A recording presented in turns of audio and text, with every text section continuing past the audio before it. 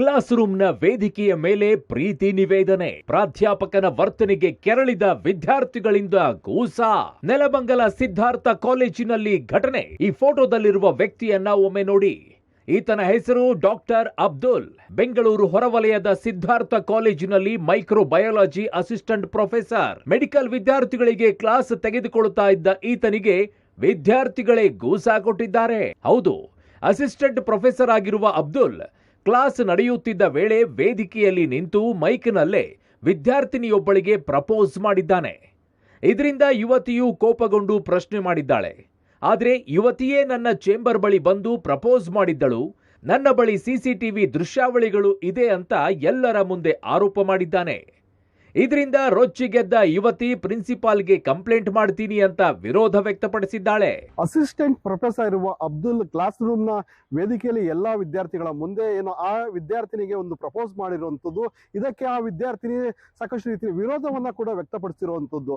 ಈ ಜೊತೆಯಲ್ಲಿ ಆತ ಏನಂತ ಹೇಳಿದ್ರೆ, ನನ್ನ ಬಳಿ ಸಿಸಿಟಿವಿ ಇದೆ, ನೀನು ಕೂಡ ಪ್ರಪೋಸ್ ಮಾಡಿರುವಂತಹ ವಿಡಿಯೋ ನನ್ನ ಹತ್ರ ಇದೆ ಅಂತ ಅಂದಾಗ ಆಕೆ ಸಾಕಷ್ಟು ರೀತಿಯಲ್ಲಿ ವಿರೋಧ ವ್ಯಕ್ತಪಡಿಸಿರುವಂತದ್ದು. ವಿದ್ಯಾರ್ಥಿಗಳೆಲ್ಲ ಸೇರಿ ಆತನಿಗೆ ಹಲ್ಲೆ ಮಾಡಿ ಒಂದು ಕಾಲೇಜಿನ ಹೊರಗಟ್ಟಿರುವಂತಹ ಪ್ರಸಂಗ ಕೂಡ ನಡೆದಿರುವಂತದ್ದು. ಇನ್ನು ಈ ಪ್ರೊಫೆಸರ್ ಅಬ್ದುಲ್ ಇದೇ ಮೊದಲಲ್ಲ. ಹೆಂಡತಿಯಿಂದ ದೂರವಾಗಿದ್ದ ಅಬ್ದುಲ್ ಮಾನಸಿಕ ಖಿನ್ನತೆಗೆ ಒಳಗಾಗಿದ್ದನಂತೆ.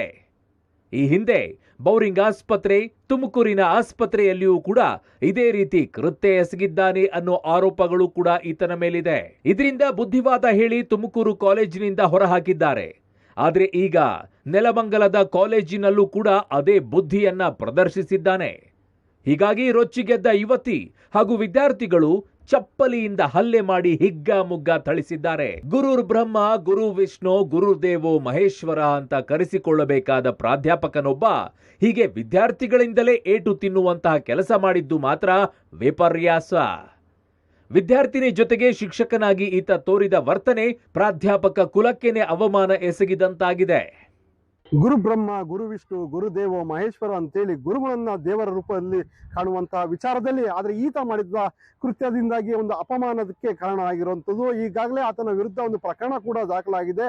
ಆಡಳಿತ ಮಂಡಳಿ ಕೂಡ ಆತನ ವಿರುದ್ಧ ಒಂದು ಪೊಲೀಸ್ ಠಾಣೆಗೆ ದೂರು ನೀಡಿರುವಂತದ್ದು. ಇಷ್ಟೆಲ್ಲ ಆದ್ರೂ ಕಾಲೇಜು ಆಡಳಿತ ಮಂಡಳಿ ಇದುವರೆಗೂ ಪ್ರಾಧ್ಯಾಪಕನ ವಿರುದ್ಧ ದೂರು ದಾಖಲಿಸಿಲ್ಲ. ಬದಲಿಗೆ ಪ್ರಾಧ್ಯಾಪಕನ ವಿರುದ್ಧ ಕ್ರಮ ಕೈಗೊಳ್ಳಲು ಮೀನಾಮೇಷ ಎಣಿಸ್ತಾ ಇದೆ ಅನ್ನೋ ಗಂಭೀರ ಆರೋಪ ಕೇಳಿ ಬರ್ತಾ ಇದೆ. Prakash, public TV, Nelamangala.